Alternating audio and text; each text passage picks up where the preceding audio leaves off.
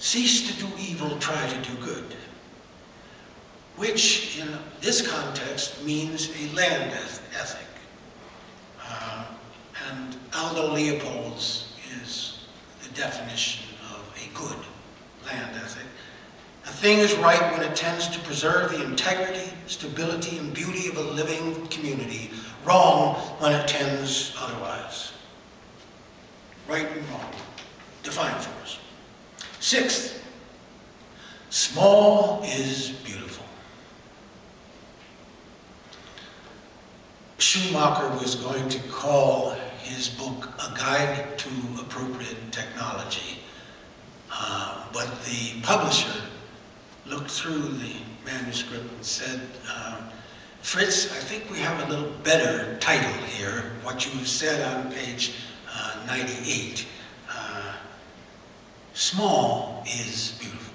And of course it became a worldwide bestseller. Not correctly heated, but it did sell. Small is indeed beautiful. Reminds me of a story about J.B.S. Haldane, the great British biologist who at a meeting in the 30s at Oxford, a meeting of theologians. There was a luncheon at which he was asked to speak, and a question came from the audience. He said, from your great knowledge of nature, what would you say was the nature of the Supreme Being? And Haldane thought for a minute and he said, well, his chief characteristic is an inordinate fondness for beetles.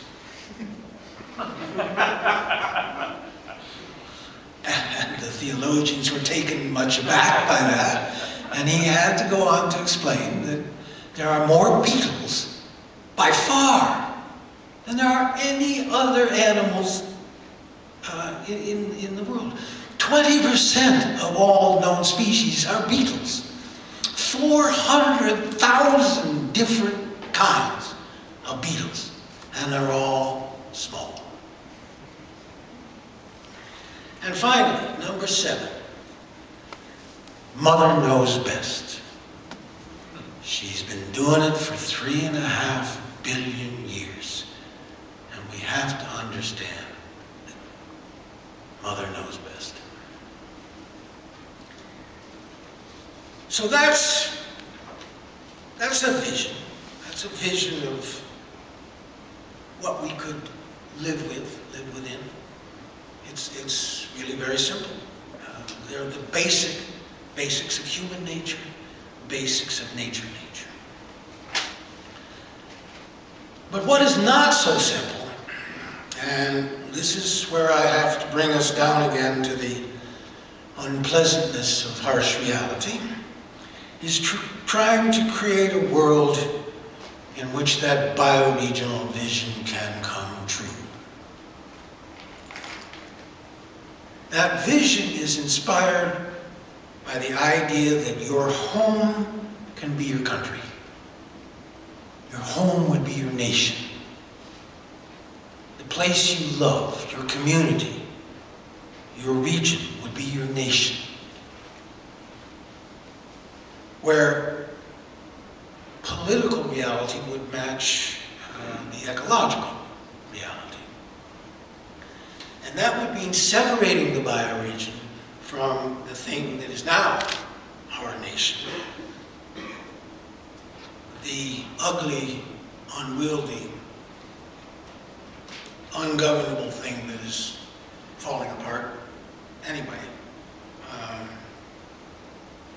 And is impossible to save at a scale of 305 million people. It is a Titanic going down, in which case we ought to start thinking of going into lifeboats, and the bioregion independent from that empire might just be our salvation.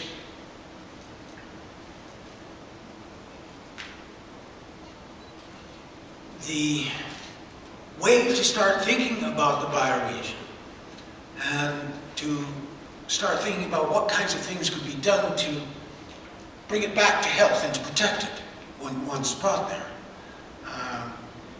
is by thinking of a independence of that bioregion from the empire. Realizing that the government as we know it is not interested in your damn fool local problems. Never has been. Never interested in finding out the mechanisms that could be found to address it. Sometimes it is true that the government can pass a one-size-fits-all law or regulation that has some effect on your bioregion. In particular, think of various agricultural regulations and various agricultural policies that favor get big or get out and permit those big farms to pollute and destroy the way they do. And sometimes the federal government can have an effect on your bioregion, but it's never to the benefit of that bioregion. And I needn't tell you again to whom it is a benefit.